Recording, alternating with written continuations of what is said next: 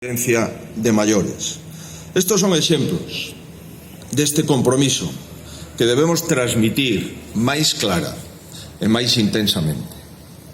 O acopio inversor, que non admite comparación con outra administración ou calquera outro momento da Xunta de Galicia, debe ir acompañado dunha presenza activa dos representantes desta administración, como refería a delegada, na vida cotián dos vigueses.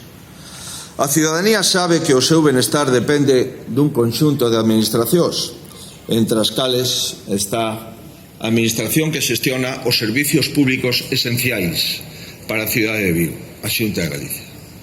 Sendo o obxectivo de todas elas, os veciños, as veciñas de Vigo, a súa obriga é, pois, cooperar, coordinarse e entenderse. Así o estamos facendo e así seguirá facendo con máis énfase se cabe a etapa que se inicia agora con Corina Porro.